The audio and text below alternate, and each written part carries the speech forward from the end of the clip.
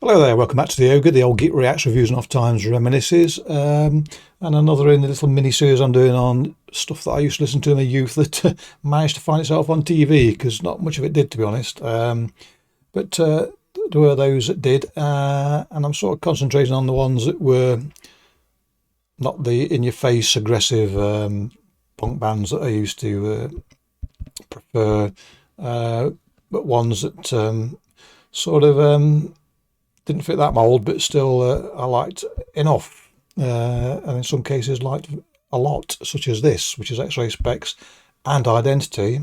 And let's listen.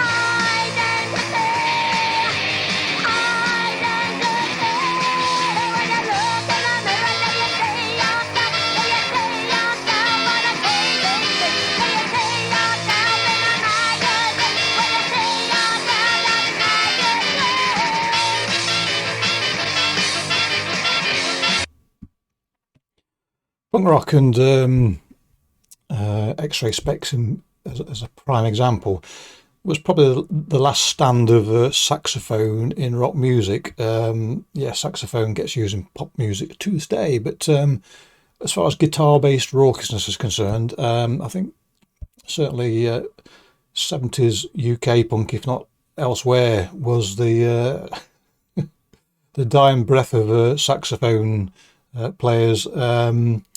And saxophone is one of those instruments I don't particularly like, but again, it's not what you do, it's how you do it. Is that right? Sounds about right. And here on X-Ray Specs seem to work quite well, and another punk bands it worked quite well. Probably because it was used as in its most basic form. You know, there was no jazzy sort of intricacy about it or improvisation as such. So it was more of maybe a choral instrument in that sense. But yes, whatever happened to the last saxophone player, may they rest in peace.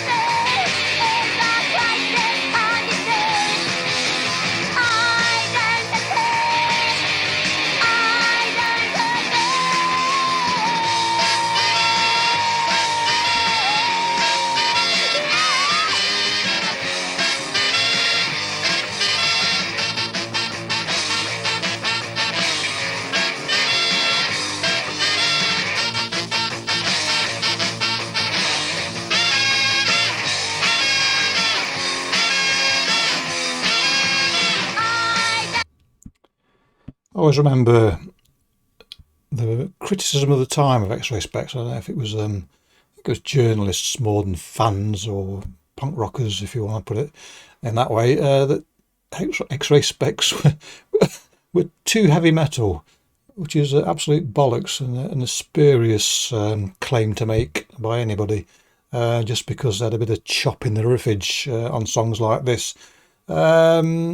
Clearly, whoever made those claims hadn't listened to what heavy metal was around in those days. Let's face it, that was in its nascent sort of nascent stage as well. When you heavy metal, you didn't have an awful lot of it either in those days. That's where hard rock, if you want, was morphing into heavy metal. Anyway, I digress as usual.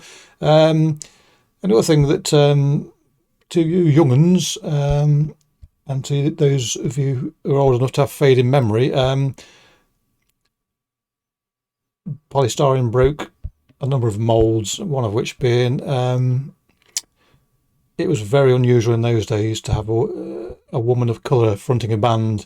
And although I never thought about it at the time, being that young, it didn't really occur to me as something. Looking back, she is one of the very, very few. I'm struggling to name another, to be honest. But The other thing, of course, is X-Ray Spex.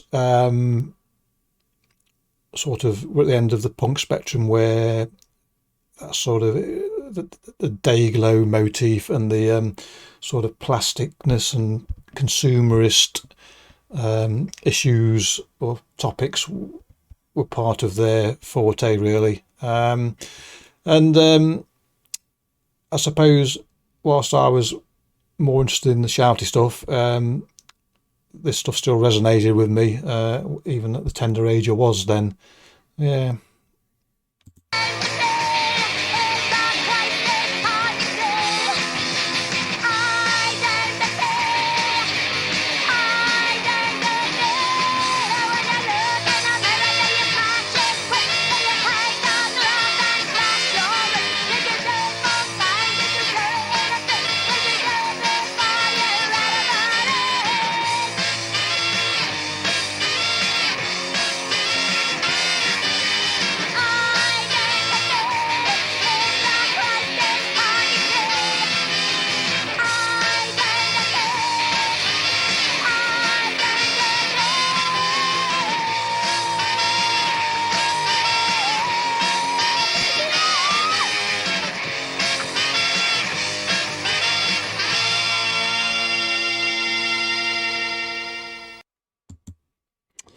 So there you go, X-Ray Spex.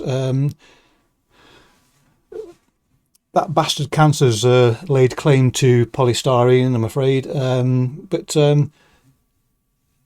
there,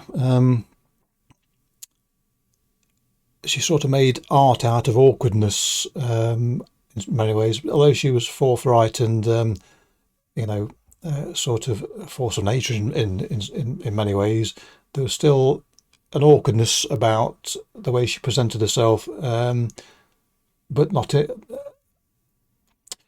weakness, shall we say. So yes, a band you would recognise from anywhere as soon as you heard it. So yeah, there you go. Not much more to say. Click your bollocks if you want. Catch you all next time. Cheerio.